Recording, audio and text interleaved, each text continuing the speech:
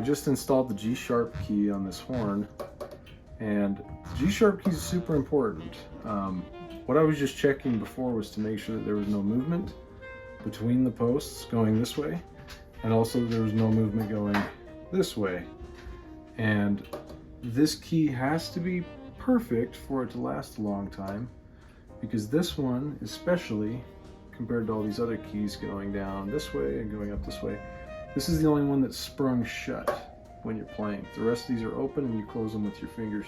So it's really important that this adjustment with the fit of the key has to be just as perfect as it can be. Now that I have the G sharp pad seated, this is the part where you check it for leaks. And I'm going to kill the lights to do this, using my leak light inside the saxophone. First, you make sure you don't see anything coming out of it when it's shut. When I open up the pad, you'll see the light. You're looking for an even halo all the way around.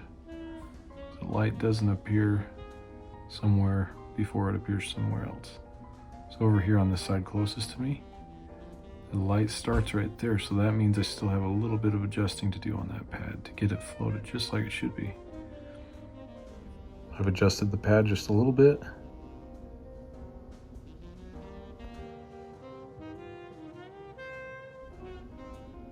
I'd say it's looking quite a bit better. That's the kind of detail that you want on each pad as you go through the instrument. It can't hit heavy on one side, or else it'll never feel good.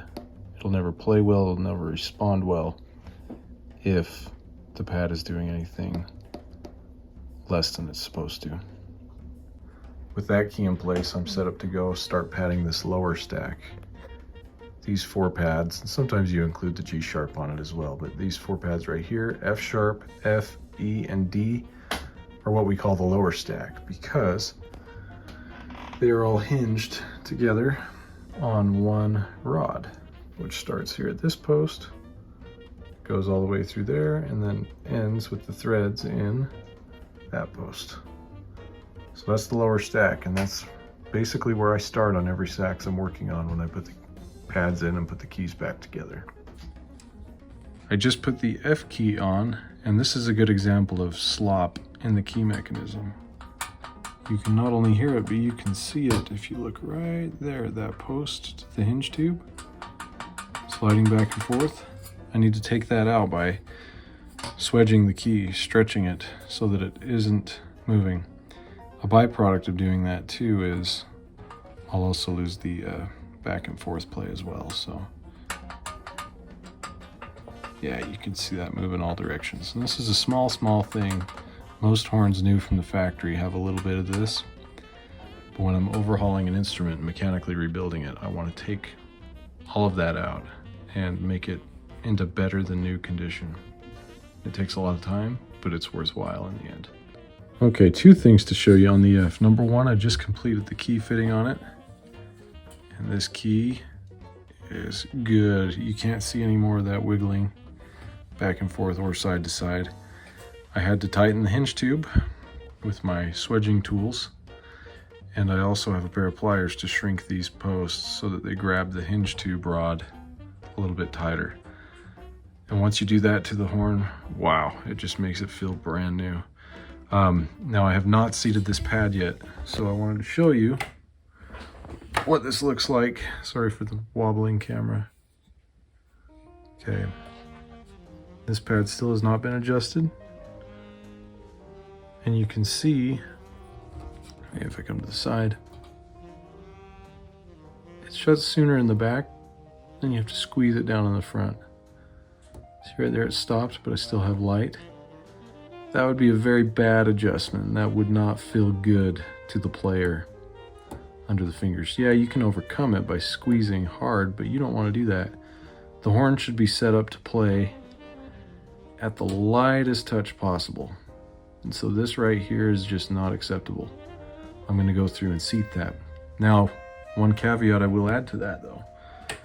I did dry fit this pad to make sure that it was going to be close before I put it on. and I did any adjustment I needed to the key cup, and made sure that the pad protrusion all the way around, how far it sticks out of the cup, was relatively close, so that when I go to seat it, I don't have to fight with it. It should just seat right up once I heat up the key cup, adjust the pad, and then go from there.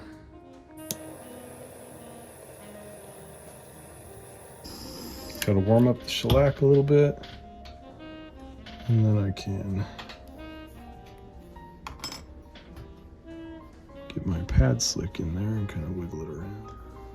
Okay, I've gone ahead here and have installed all the pads in the lower stack, D, E, F, F sharp. I've also got the side F sharp key on here, and the G sharp, which I put on first. Now these pads are all seated, and they're in rough adjustment. There will be final adjustment to be done later, but as it is right now, you can hear it's still noisy because I haven't installed any key corks yet or adjustment materials to silence things and regulate it, and I have not set the key heights down, so everything's really wide open at the moment. But I just wanted to show you, this is what a lower stack roughly installed looks like. And from here, I will go on into the side keys and probably the low E flat and C, get those guards put back on as well. And then I usually will get into the upper stack up in this area. So it's a process that I do in several stages. But right now, as it sits, I'm 25% of the way through the padding. So I'm gonna go ahead and do some more work on this horn and hopefully get the rest of the pads installed. And then I'll come back and we'll go from there on some more of the adjustments. I've just finished putting all the pads in this saxophone, so I'm ready to move on to the last steps of replacing the materials and the corks and getting it ready to play. But I wanted to talk a little bit about an overhaul. Let's say you have a saxophone that you're wanting to get fixed. How do you determine what it needs? Each repair shop might have a little bit of a different way of how they go about that. But there are some standard services that might be offered pretty much anywhere you go, but their terminology between each service might be slightly different. Essentially, you have playing condition work, which is, your instrument's not very old, just needs a few pads replaced and a little bit of regulation work. A tier up from that would be a full clean oil adjust, where the instrument gets taken apart. It's a little more intensive, but it still gets the playing condition work and the regulation. Up from there, you might find a repad, which is pretty obvious, just replace the pads. Above that category, you get into full overhauls and then restoration work on certain occasions. So this saxophone came to me for an overhaul.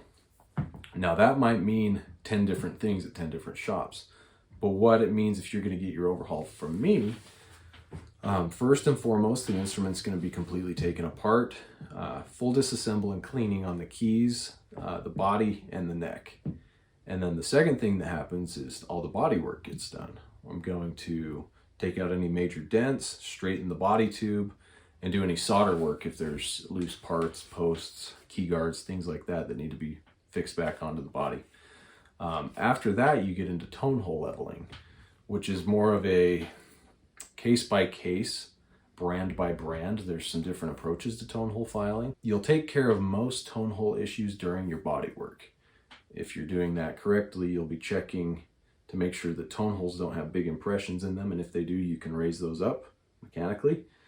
And then on a horn like this, a Selmer, you'll use a tone hole file with a diamond abrasive on it to level the surface of the tone hole down. And then from there, you can do several different things. But if you're working on a Martin, let's say, the tone hole will have a soldered on seam. They're soldered on tone holes.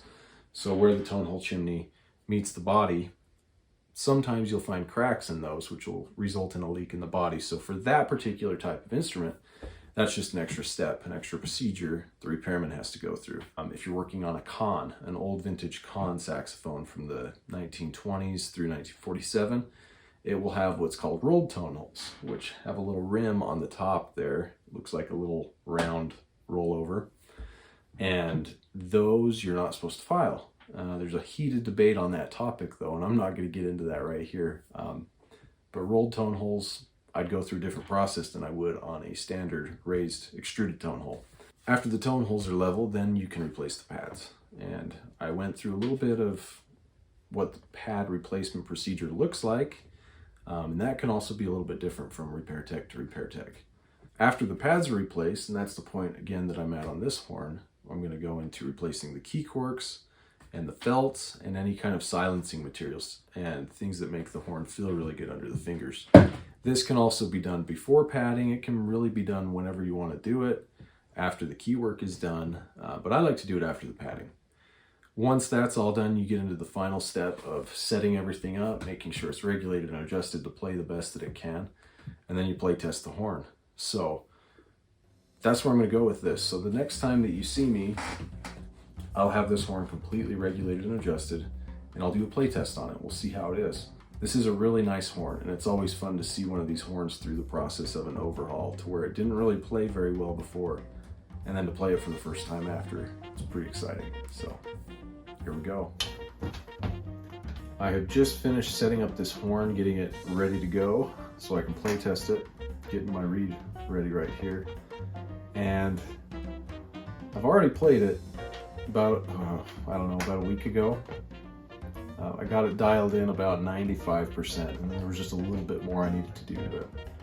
And now I've finally put in that little extra time, and it's going to be pretty sweet. So I'm going to play test it and see how it is, and then we'll go from there.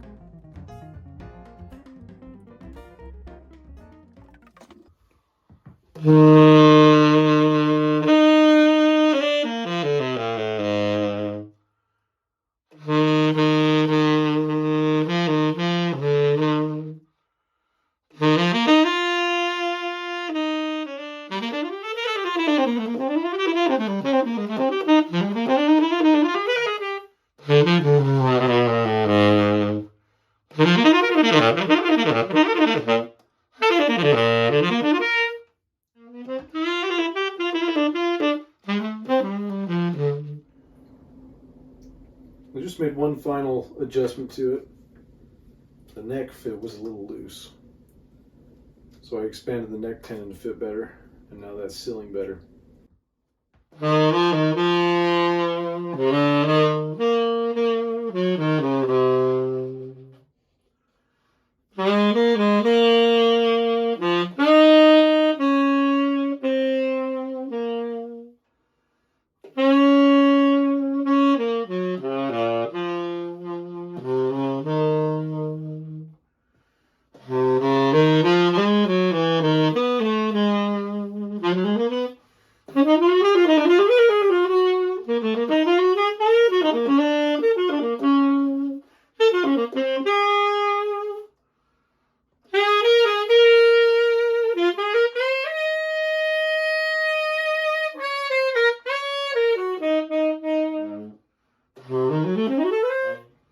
Tests I like to do when I'm going through these. Number one, you want to make sure that your G sharp adjustment is good by playing a low note like a low C or a D, and then while you're fingering that note, put down the G sharp and make sure the note doesn't have any inconsistencies.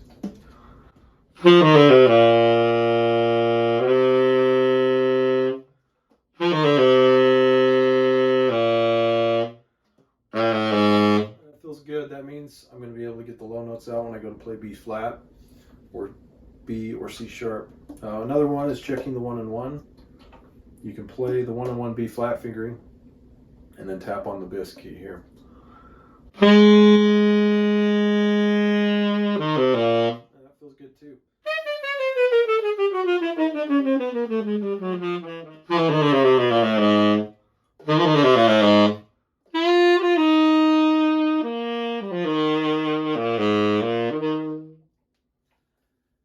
Yeah, it's a super nice horn, very responsive from top to bottom, and I am happy with it. Sadly for me, it's nice. I like it a lot, and so that means I want to buy one, which, yeah, they're very expensive. If you follow Mark VI prices, you already know that. But, you know, not a bad thing to have if you're serious about playing saxophone, which, anyway, that's besides the point. Thanks for watching, and I hope you will consider subscribing if you liked this. If you're interested in more saxophone related videos, repair related videos, I have some very, very, very big projects coming up. One that's in the works that I've been shooting videos for, and it's going to take several months, so it will likely be at least a dozen videos or more. So if that's interesting to you, I'm not going to spoil what it is yet until the first video comes out, but subscribe and leave a comment down below. If you're a technician or you're a sax player, if you work on Mark VIs or if you play Mark VIs, I'm curious what you have to say about them. If you have any setup tips on them, or maybe you favor a certain serial number and year range, let me know down below. I'm always interested to hear from other players and techs. Yeah, like the video, that's always super helpful, and I appreciate you being here once again. Thanks for watching. We'll see you.